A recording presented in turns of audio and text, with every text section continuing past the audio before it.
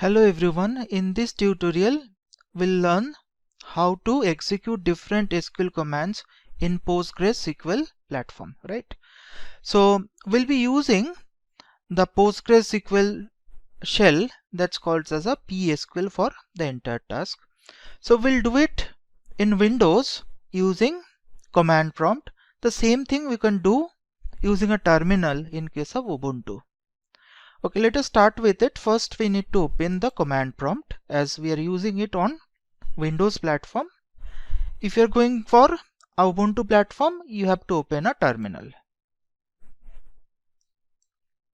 Okay, so next we need to start the psql prompt. So how do I do it? I write a psql, then minus capital U. We have to give the user ID. So Postgres is the default user ID, right? So as I enter, it asks for the password. So I'm using the default password, which is Postgres. If you have changed the password, you need to use the modified one, right? Okay. So if you want to see what are the databases you already have inside the Postgres, what you can do, you can write a \L. So if you do this, it basically lists out the names of the databases which are already there inside your Postgres. Now suppose you want to create a new one. So I want to create a new database named as a company, right? So don't forget to write the semicolon. So it says create database. So if I want to again check out, I can give a \L and I can find out the company database has been created, right? You can see over here. Okay, so how do I go into the new database which I have created as a company? I need to use a \C, then company, then followed by a semicolon, right? So we go into the database, that's a company database. You can see the message, right? You can see here from the Postgres database here, we have moved into the company database. So when you are already into the company database, you can check out what are the tables already created inside the company. So it said did not find any relation. So that means there are no table inside company database. So we need to create the tables, right? So first let us create a department table. So I write a create table command. Department. I make a DNO, department number, as a primary key. I make it a int type and it's a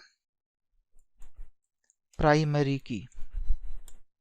So primary key means it's by default not null. You don't have to write it explicitly. D name, that's a department name. I make it as a varchar type. It's a 40. Okay, so it's a create table, means table is created. If I want to look into the structure of the table, I say \D, then the specific table name. So it's the table name department, right? So it's showing the structure of the tables. It's having two columns, department number and department name. Your primary key is DNO, right? So this is how the table got created, department table got created. Okay. So next I want to create a employee table, right? So I'll say create table employee. I want to give a employee ID, so I make it up as a EID, right? Which is also int. This is also a primary key. So employee will have a name and say it is a not null property.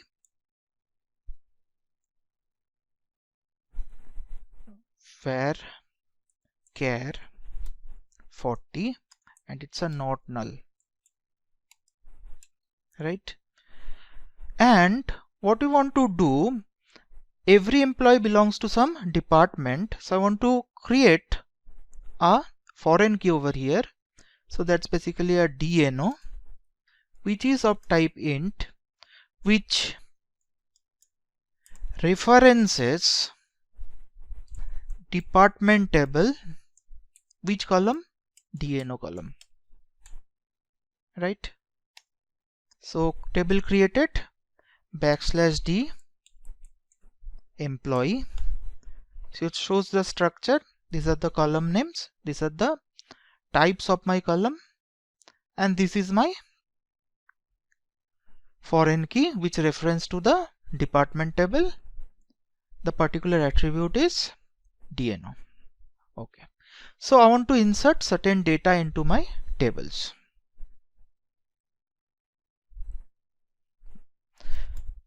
Insert into department. Okay, so department, what are the attributes I had? DNO and DNAME. What are the values I can give here? I can give the value, say 101, the department is CSC. I give a enter, right? One column got inserted. Then say 102, I say it's a HR. Then I say 103, it is a IT. Now suppose I want to make another department, right, mechanical, right, ME. Now I have used the same ID here, department ID I have used for the department IT. So if I try to do it, what happens? It gives an error for the duplicate key. You need to note that this DNO, department number, is a primary key, so it cannot be duplicated, right? So that's why it is not allowing this. But if I give a different department number here, I can enter this, right? So if I want to find what are there, I have to use a select command, select from department. So you can find out it is listing all the rows, all the records for my department table. Okay, let us do some insert into our employee table. I'll have insert into employee. You can list out the columns how I have done it over here. There is an alternative way. You can just give the values, and you need to give the values as per the order specified in the table, right? So in the tables, if you remember, we are having the first, the employee ID. Suppose the first employee ID is 10, followed by the employee name. I say the employee name is Raj. Okay, so say the department is CSC. What is the number for the CSC department? 101, right? So say the next employee may be, say the employee ID is 20 and the name of the employee is Paromita. Say she is working in HR department, right? Say another employee I am having 30 ID. Say the name is Bhaskar and say he is working in the IT department. 40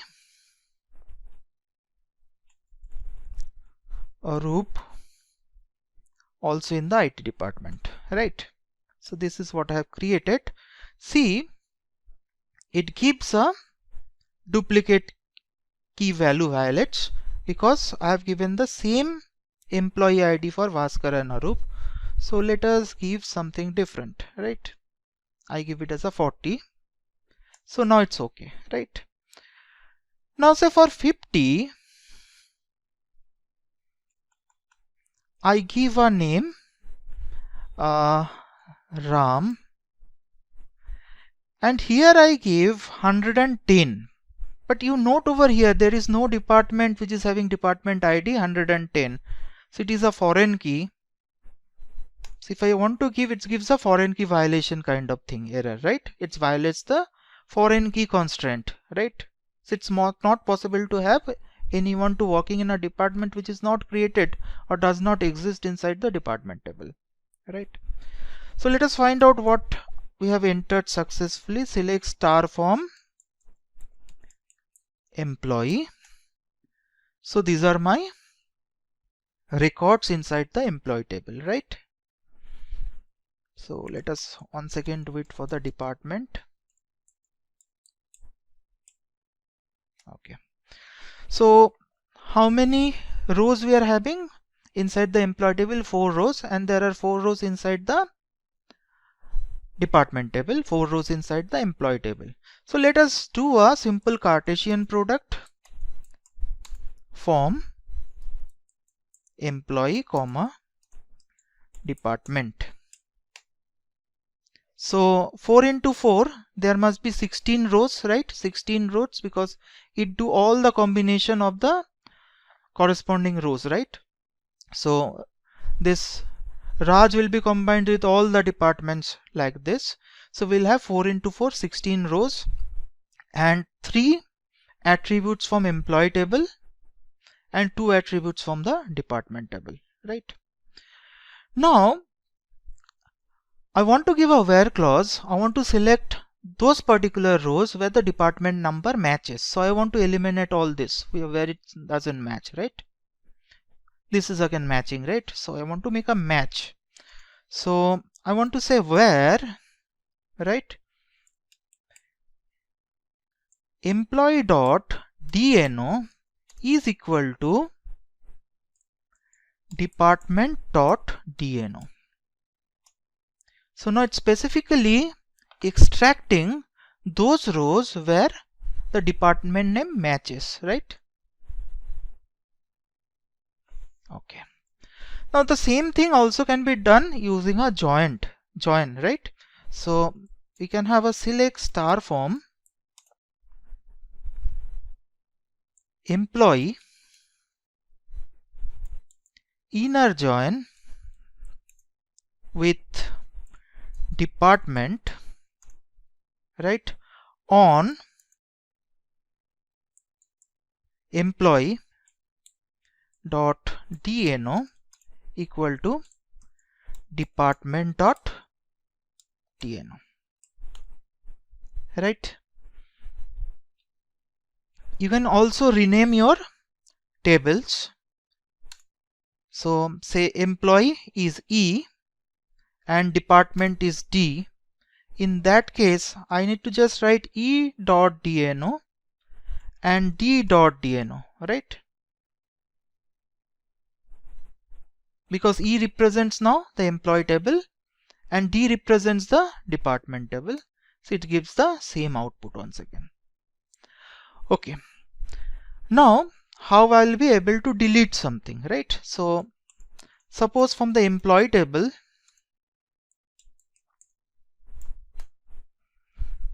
I want to delete the information about Arup.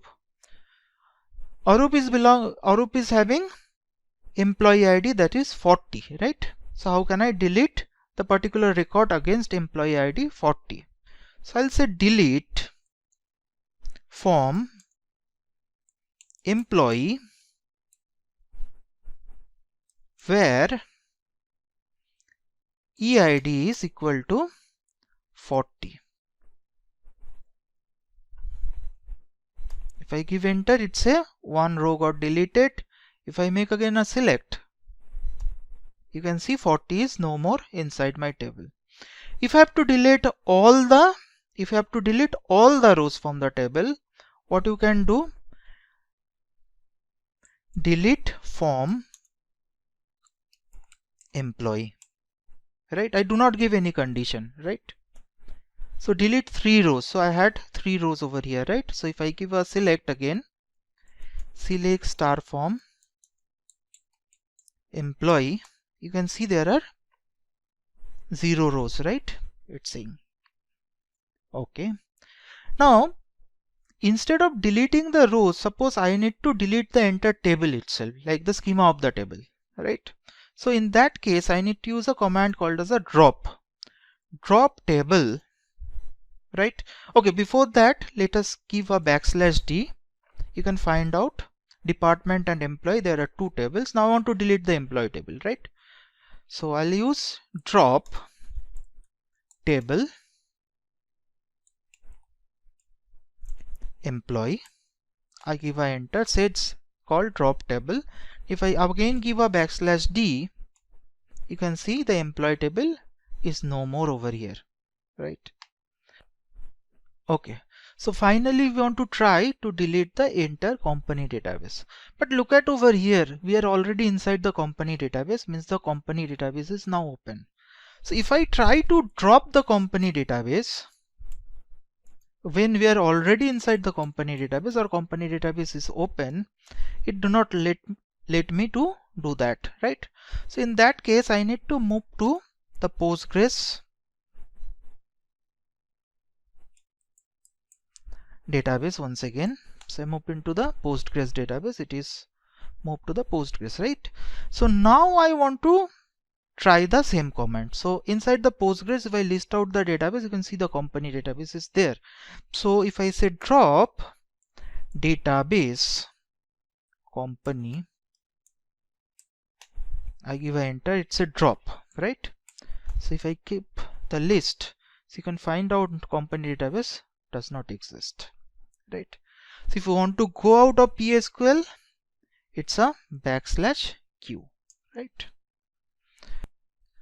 So in this tutorial, you have learned how we can execute basic SQL commands in PostgreSQL platform. So I suggest everyone to practice as much as possible so that you get comfortable with the platform. Thank you for watching.